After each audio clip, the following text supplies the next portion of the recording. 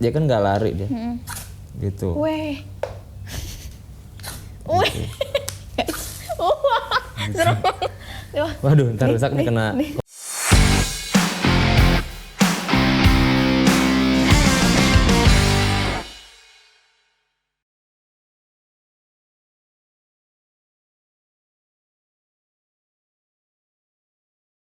Halo Sobat Hikers, balik lagi di YouTube channel Hike and Run dengan segmen obrolan outdoor.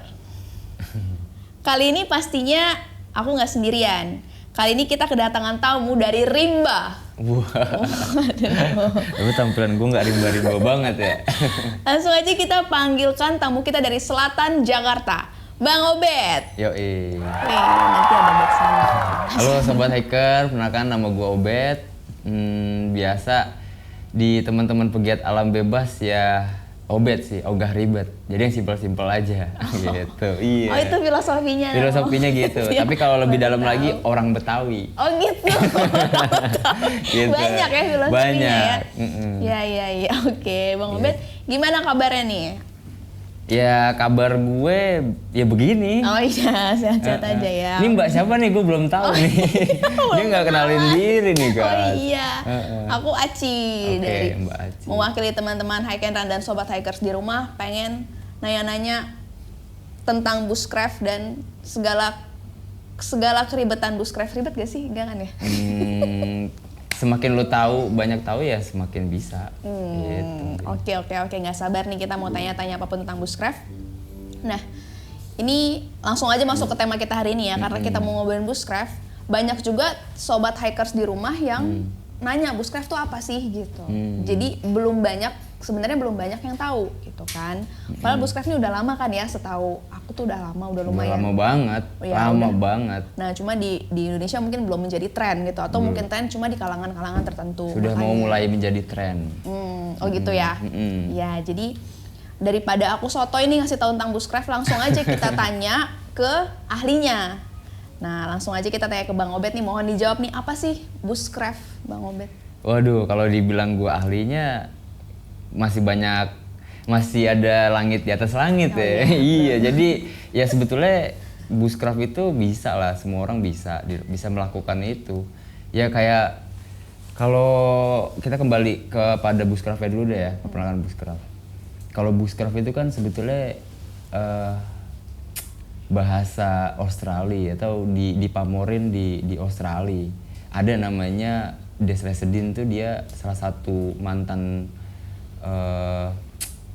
militer yang dia akhirnya bikin konten atau bikin kegiatan tentang bushcraft, ya kan? Ya di kebun lu berkreativitas gitu. Bush itu kan artinya kan semak ya.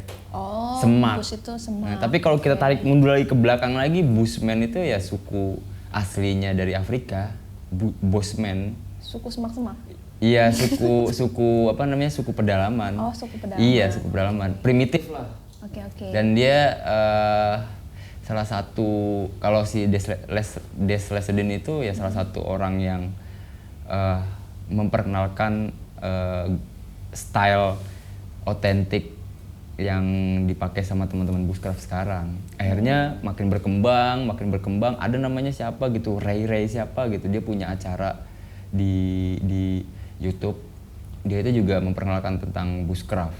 Nah, akhirnya di Indonesia dapat dia tuh tren-tren itu dari Australia, Kanada segala macem, masuklah dengan gaya otentiknya dia, kayak pakai flanel, jeans atau celana-celana yang diadaptasi lagi sama Indonesia ya? Iya, adaptasi lagi. Cuman memang gaya stylenya itu di sana. Tapi kalau sebetulnya di Indonesia itu lebih keren lagi sebetulnya kalau menurut gue, bicara tentang bushcraft atau kreativitas tentang ya berkreativitas di kebun gitu ya kan, di semak-semak atau di lahan perkebunan yang nggak terlalu banyak pepohonan. Ya kayak nenek moyang kita lah, dia masak pakai tungku, nyalain api, kudu dipakein batu, betok baru nyala apinya ya kan, kayak gitu-gitu. Dia bantunya pakai apa nih buat makin apinya makin besar, pakai getah pohon karet, kayak gitu-gitu, getah dari pohon pinus kan dia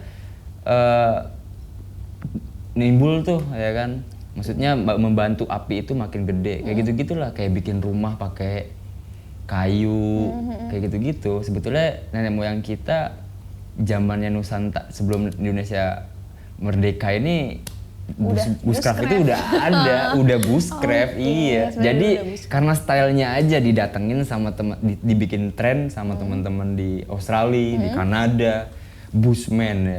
Coba dibilang motekar. Kalau orang Sunda bilang kan motekar itu kan berkreativitas. Ngerintil lah. Apa yang gue pengen bikin gelas pakai kayu, bikin pakai kayu, gue bikin pakai sendok, gue pahat pakai sendok, kan gitu-gitu ya.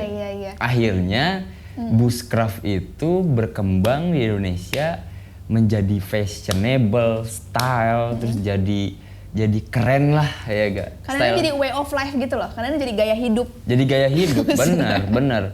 Dan menurut gue kegiatan bushcraft tuh nggak melulu lu bawa peralatan ribet, mahal gitu kan. Ya cukup, ya sebetulnya kalau mau dibilang lu harus melakukan bushcraft itu ya sebetulnya 3 sih. Tetap semua itu sama 3, kayak kegiatan alam bebas juga kayak skill, knowledge, sama attitude. Di bushcraft juga ada skill. Di bushcraft juga ada, karena kegiatannya di luar ruang. Ya nenek moyang kita juga pasti mereka mempunyai keterampilan dong, sama pengetahuan. Kalau dia pengen minum kopi atau minum air, kalau dia nggak tahu pakai wadah apa, pakai tangan terus. Akhirnya kan dia ngolah, berpikir dia. Akhirnya attitude. Attitude itu kan lebih ke kepribadian kita ya, maksudnya kita memanfaatkan kebutuhan untuk kita dari alam. Apakah diri kita ini hanya cukup saja, ya kan?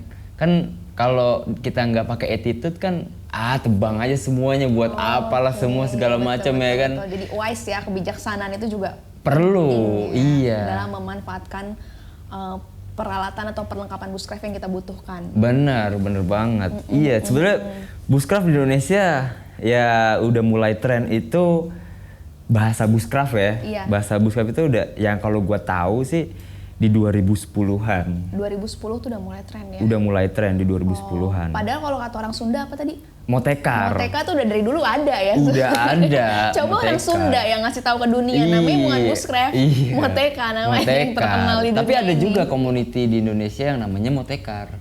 Oh gitu, ada juga. Di Indonesia ada bushcraft juga, ada ngaprak juga. Ada komunitas-komunitas itu yang konsepnya, yang temanya seperti yang trennya di dunia ini bushcraft. Gitu.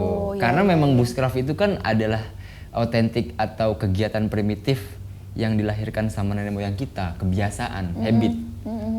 Jadi ya sebenarnya lu bisa pakai cara lu ngebushcraft dengan nama yang lu bakal kenalin, cara lu sendiri nggak masalah. Oh gitu. Nggak masalah. Sebenarnya bushcraft tuh masih sangat luas ya, luas banget. Nggak tertutup pada satu kegiatan tertentu gitu ya. Iya. Selagi kita memanfaatkan alam dengan hal-hal yang simpel untuk membuat hal yang simpel, itu mungkin termasuk dalam bushcraft sendiri. Kegiatan bushcraft. Gitu. Wah, seru banget nih. Iya. Nah, kalau Bang Obed sendiri tuh sejak kapan sih memulai kegiatan bushcraft dan awalnya tuh karena apa? Kalau sebetulnya kegiatan bushcraft itu sebetulnya udah ada di ini juga, di materi survival. Pada saat gue masuk Sispala lah waktu itu. Nah, ternyata itu gue belum tahu itu adalah kegiatan bushcraft atau motekar atau berketerampilan di alam bebas gitu. Ternyata bushcraft itu sendiri ada bagiannya juga di survival. Kayak membuat tempat berlindung. Itu di tahun 2008 ya, masih muda saya mah. Daripada teman-teman yang rekan-rekan sobat-sobat hacker semuanya nih. Aduh, mohon maaf nih, satu guru satu ilmu, mohon jangan ganggu deh. 2008 sobat hackers lagi pada ngapain nih? Apa masih main di TK? Apa masih SD? Bang Obed nih udah bikin shelter berarti ya untuk teknik survival. Ya, itu salah satu bagian pelajaran, bukan kurikulum sih ya, maksudnya materi di pendidikan dasar pecinta alam lah bahasanya mah begitu. Jadi di situ ada survival dan di situ di bushcraft sendiri di bushcraft itu sendiri ternyata ada keterampilan menyalakan api, tidak menggunakan alat bantu korek, terus mencari bahan pangan, membuat tempat berlindung. Ternyata bagian-bagian dari bushcraft itu ya termasuk di dalam survival, cuman makin dikembangkan kayak peralatannya, terus kayak alatnya, terus kayak stylenya kayak gitu. Iya. Ya kalau gue tahu sih tentang bushcraft di Indonesia itu dari yang mulai tren lah ya, mulai tren itu dari 2015 mulai hype banget gitu. Akhirnya makin hebat, makin banyak dan terbentuklah community. Di Indonesia juga ada community-nya. Namanya Bushcraft Indonesia. Bushcraft Indonesia ya. Bushcraft Indonesia. Wah, Bang Obet tergabung dalam situ juga. Oh ya, tergabung. Teman-teman banyak di situ, tapi ya mungkin masih banyak juga yang nggak kenal gue gitu. Bukan yang kenal gue ya. Gitu. Yang nggak kenal gue. Oke. Tapi mulai dari 2008 sebenarnya udah tahu ya, udah kenal bushcraft itu kayak gimana tekniknya. Iya, sebetulnya ya maksud ya kegiatan udah tahu lah. Bushcraft itu sebetulnya dasar-dasarnya ya udah pernah dikenalin di zaman pendidikan siswa pecinta alam itu. Oke. Jadi tinggal ternyata tuh gayanya begini. Ternyata tapi kalau gue kan orang yang nggak mau ngikutin gitu ya.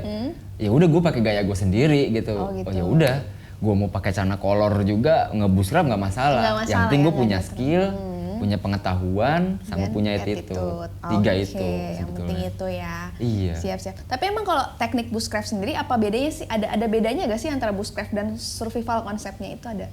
Dasarnya tetap survival, maksudnya tapi beda ya. Survive itu kan ya lu masa hidup di Jakarta nggak survive? Oke ya, survive. Iya kan? Survival tuh seni bertahan hidup. Iya, nggak ya seni bertahan hidup. Kalau bushcraft lu cari kebutuhan apa yang lu butuhin. Oke. Misalnya lu mau bikin rumah juga ngebushcraft. Iya, kalau gue bikin sendiri gue bushcraft ya. Tekniknya dasarnya pakai survive. Oke. Iya kan? Tekniknya dasarnya survival tapi gue memenuhinya dengan cara bushcraft itu. Iya, gitu. Keterampilan kan? Iya, betul. Tapi pada dasarnya teman-teman Indonesia itu membedakan survival sama bushcraft. Membedakannya bagaimana? Kalau survive itu kan kita bicaranya luas banget lah. Iya, betul. Luas banget, Bener. kalau survive itu kan survive, bertahan hidup. Gimana caranya gue harus bertahan hidup. Tapi kalau bushcraft itu kan udah jadi style. Oke, lebih ke tekniknya mungkin. Teknik, keterampilannya. Kayak gitu. Oke. Jadi ya teman-teman bushcraft Indonesia juga sering campaign soal itu, masalah survival dengan bushcraft itu beda. Artinya ya survival itu bicaranya luas karena bertahan hidup. Oke. Iya. Kalau bushcraft itu sendiri ya kita membuat suatu keterampilan di tengah hutan dengan menikmati alam. Tapi apa sih enaknya gitu kan sekarang kan peralatan-peralatan yang memudahkan kita untuk aktivitas outdoor kan udah banyak ya. Gitu, terus apa sih kesenangannya yang dicari ketika otomatis lebih beberapa kegiatan jadi lebih sulit dilakukan gitu ketika harus menggunakan peralatan yang lebih simpel gitu. Kalau ada yang lebih mutakhir kenapa enggak gitu? Nah, justru itu. Apa sih yang bikin masih tetap stay di bushcraft? Oh gitu. Jadi kenapa lu harus pakai peralatan yang ribet gitu ya? Kenapa enggak lu pakai alat yang udah ada? Tapi itu tetap dari secara DNA genre-nya nggak lari daripada bushcraft gitu kan, maksud lu kan? Iya, maksud gue kayak sesimpel sekarang kompor kita udah ada teknologi cetek gitu langsung nyala kalau rapi. Tapi kenapa ada yang mau memilih kumpulin kayu bakar gitu loh, maksudnya kayak gitu-gitu sih. Oke. Kalau gue pribadi sih, gue lebih melatih kesabaran gue sama mental gue. Oke. Kesabaran dan mental. Ya, gue menyalakan api dengan cara tidak menggunakan alat bantu korek. Gue melatih diri gue harus sabar dong. Oke. Iya gak? Bukan itu juga sih. Iya kan? Berarti kesabaran tuh. Kesabaran. Sama gue melatih mental gue gimana caranya. Ya gue harus siap nih, bisa nggak nih nyalain api ini. Ya kan? Terus sama ya kita bisa menikmati lebih nature lah. Lebih nature, lebih alami, lebih nggak terkontaminasi dengan peralatan yang modern gitu. Karena kayak mawas diri aja, kembali kepada yang nenek moyang kita kasih tahu, ajarin. Lo harus bisa nih bikin api begini, lo harus bisa lo dengan cara ini, jangan pakai alat-alat itu. Padahal fungsinya sama.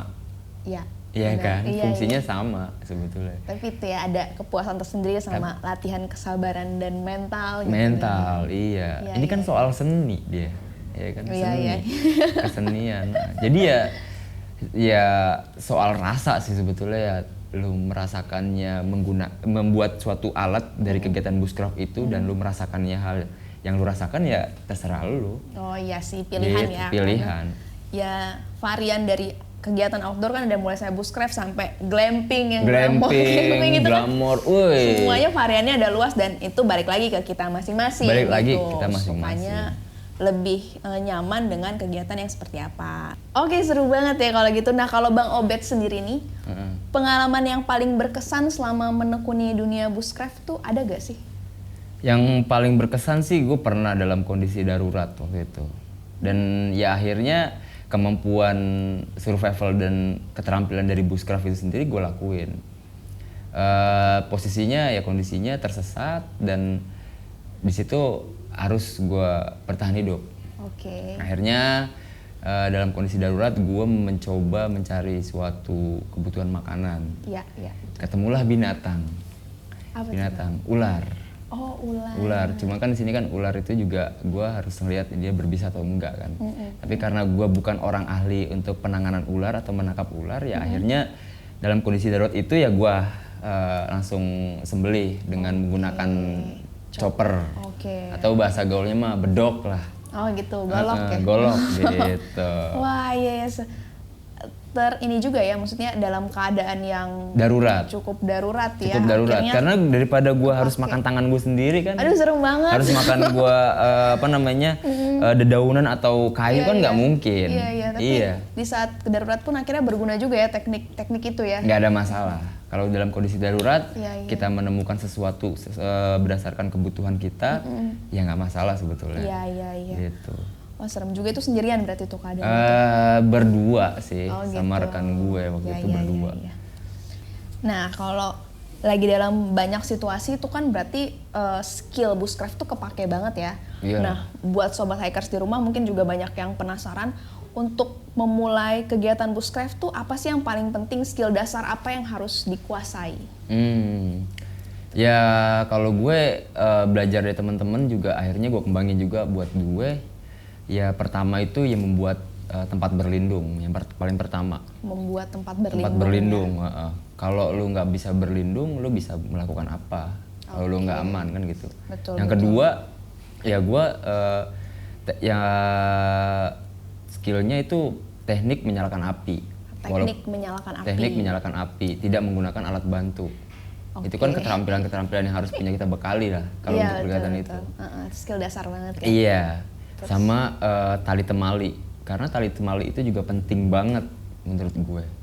Itu bisa difungsikan kayak membuat shelter, terus membuat api, untuk rescue juga ya? Untuk rescue juga. Jadi harus tali-talian ya? Untuk tali-talian.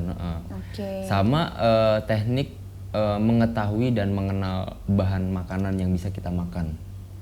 Oh, wah ini kaitannya sama ahli biologi nih kan? Ahli biologi itu. Kita harus tahu tanaman apa nih yang boleh nih. Iya, prinsip dasarnya sih kalau di situ ada hewan atau monyet, lu lihat aja binatang itu makan buahnya nggak. Kayak gitu. Oh iya. Itu luas banget tuh kalau masalah makanan. Ahli biologi bener. Harus botani segala macam. Iya benar-benar. Benar, apalagi kalau misalnya udah di hutan nih, kayak kita kadang-kadang nggak tahu nih yang berbahaya, yang tidak. Itu kan masih banyak yang belum tahu gitu. Sama kayak lu pernah nonton film Into the Wild belum? Into the Wild pernah nonton gue. Karena dia belajar pengetahuannya cuma setengah di bukunya, akhirnya dia nggak tahu kentang itu ternyata beracun. Setelah dia buka lembaran terakhir, ternyata kentang tuh ada yang beracun atau ada yang tidak. Gitu. Bahkan kentang pun ada yang beracun. Ada. Itu kisah nyata film itu ya kan. Iya. Tapi kan emang biasanya penggiat outdoor ini bawa perbekalan juga dari Bawa. Makanya untuk mengetahui yang tersedia di alam tuh itu kayaknya opsi terakhir darurat menurut gue darurat deh, ya kan. Jadi pengetahuan itu pun akhirnya tidak terlalu banyak yang tahu gitu kan. Ya kalau gue sendiri sih kegiatan bushcraft dari empat keterampilan itu paling vital dan termasuk alat-alatnya juga sangat vital. Sama makanan kan paling vital juga kan. Akhirnya apa? Gue kegiatan bushcraft gue bawa daging, bawa kentang, terus bawa bumbu-bumbu barbekyuan atau terserah lah lo mau bikin apa. Wah, seru gitu banget. Iya, tergantung lo bisa masak. Kalau masak air doang kan bingung. Berarti biasanya kalau misalnya bushcraft tetap bawa bahan-bahan makanan tetap dibawa.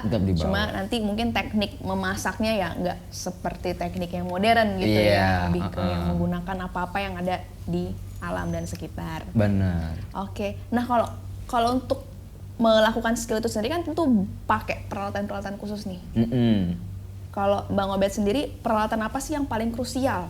Krusial? Iya, yang kalau peralatan untuk aktivitas bushcraft. Ya paling krusial itu ya ini, kalau seandainya ini hilang. Ini salah satu utility ya, bisa difungsikan untuk beraktivitas dimanapun. Ini bukan senjata tapi. Oke, apa itu? Ini teman-teman juga harus tahu, ini bukan senjata. Kebanyakan kan pada umumnya itu ini adalah senjata. Senjata itu kan berbahaya ya. Betul. Karena semua pisau itu berbahaya, tergantung handlingnya. Iya kan, tergantung handlingnya. Tergantung niatnya juga. Pada umumnya sebetulnya sekarang kita lagi campaign, alat ini adalah alat bantu kerja sebetulnya. Nah, ini paling krusial. Kalau seandainya ini hilang, teknik yang paling lebih jauh lagi kita harus pakai tuh. Bikin batu untuk membuat pisau. Bikin batu untuk membuat pisau. Iya. Nah ini senjata mutakhirnya teman-teman bushcraft atau survival. Udah alat tempur utamanya ya ini. Alat tempur utama. Ini fungsinya untuk alat bantu kita kerja. Oke, apapun itu. Apapun itu, iya. Tapi ada levelnya untuk bantu kita kerja. Kayak gue nggak bawa sih ya. Kalau yang ini biasa digunakan untuk apa tuh? Untuk kayak motong-motong ranting, terus pokoknya untuk skill buat bikin sheltering itu kepake. Ini buat nyalain api juga kepake gitu ya semua. Ini kepake. Terus buat motong daging, motong buah, motong semua, apapun bisa. Iya. Itu buat apa tuh? Nah kalau ini ada skill dari teman-teman bushcraft atau survival pakai ferrocerium atau fire steel. Fire steel. Nah dari pisau ini bisa gue fungsiin untuk menyalakan api. Waduh, gimana tuh? Coba bisa gak kita peragain di sini? Kan ada yang begini, ada yang begini, ada yang begini, ada yang begini, ada yang kayak ngiris bawang. Gitu ya, ada baru tahu deh. Gue taunya korek aja gitu. Ini juga alat yang paling krusial. Alat bantu apa tuh? Korek juga sebetulnya alat krusial. Tapi teknik-teknik di bushcraft itu dikembangin, diajarin sama teman-teman survival juga diajarin kayak bikin api, handrail ada, terus bodril ada. Coba deh kita boleh nyalain nggak sih di sini? Coba nyalain. Mungkin ada kardus atau apa ya, gitu yang bisa kita ini. Jadi yang paling krusial kalau itu. Kalau di outdoor aja ya baru kita bisa nyalain ya berarti ya. Kalau bicara alat yang paling krusial untuk kegiatan bushcraft itu ya pisau, tali, sama flysheet. Flysheet, Terus kalau ini P3K nih penting juga nih? Penting, itu kalau P3K ini lebih ke pribadi kita. Dan untuk yang lebih umumnya ya ditambahin aja. Kayak betadine apa segala macam sama obat-obatan pribadi. Iya penting nih, penting banget. Untuk obat-obatan ya bushcraft bukan berarti ya udah apapun dipercayakan sama alam nggak juga ya, kita juga tetap punya safety guideline-nya juga ya, safety guideline bener dengan P3K. Oke deh, ini makin seru aja nih pembicaraan tentang bushcraft. Tapi yang terakhir nih, mungkin sobat hikers juga pengen akhirnya nyobain bushcraft nih dengan dengar cerita dari Bang Obed. Apa sih pesan tips dari Bang Obed untuk para sobat hikers yang mau mulai menggeluti dunia bushcraft? Oke. Kalau tips dari Obet sih ya, sobat hacker, kenali dulu medannya, tahu dulu apa yang dilakukan, terus tahu juga peralatannya, sama secara jasmani dan rohani juga harus tahu juga. Yang paling penting juga berkegiatan bushcraft itu jangan pernah sendiri kalau belum mengetahui. Kalau bisa ya berkomuniti dulu dan jalan berbushcraft bersama orang yang tepat. Jadinya ya bisa dituntun gitu. Oke, Tips-tipsnya. benar. Kalau misalnya ada sobat hikers yang ngajakin Bang Obet, bushcraft bareng ya Bang Obet. Ayo dong, ayo banget kita ngebushcraft bareng atau mau tekaran bareng lah ya. Gitu. Boleh ya sobat hikers yang mau ngajakin Bang Obet bushcraft boleh komen di bawah ya. Boleh.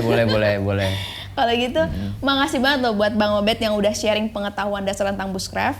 Semoga informasi ini juga bermanfaat ya buat sobat hikers di rumah. Jangan lupa untuk follow Instagram Hike and Run dan Bang Obet Instagramnya ada di bawah situ nanti ya.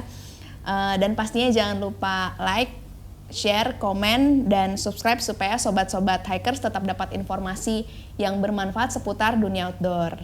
Tapi teman-teman mau lihat juga nggak nih cara menggunakan fire steel ini sedikit des gitu. Coba gimana tuh? Coba nanti kita pasang ya di tengah-tengah ya. Betulnya kan ada juga yang begini kan ya. Ada yang begini ada yang begini ada. Cuman sebetulnya tekniknya di begini. kaki gitu. Iya. Jadi powernya tuh ada dan apinya nggak bakal kemana-mana. Terus sama kayak ada biasa yang fatwood biasanya. Kayu serut. Ada fatwood diserut, ada juga pakai kapas teman-teman buat makin besar apinya. Media apinya ya. Nih ini kan dia kan nggak lari dia, gitu. Weh.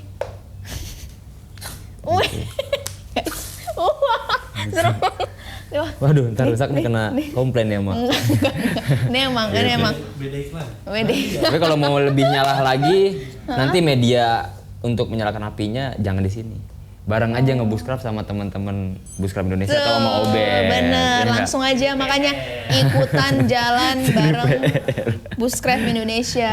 Gitu. Seru banget sih buat lihat langsung nih, kayak atraktif banget ya. Sebenarnya kegiatan Bushcraft ini atraktif banget sih. Atraktif banget dan melatih keterampilan sama mental kita. Betul banget. Iya. Nah, jangan pergi sama orang yang salah ya. Nanti sama-sama cari mati berarti itu. Iya. Oke, kalau gitu nantikan obrolan outdoor selanjutnya cuma di Hike and Run. Saya Aci dan Gua Obet. Terima kasih pamit banyak. dan undur diri. Bye-bye.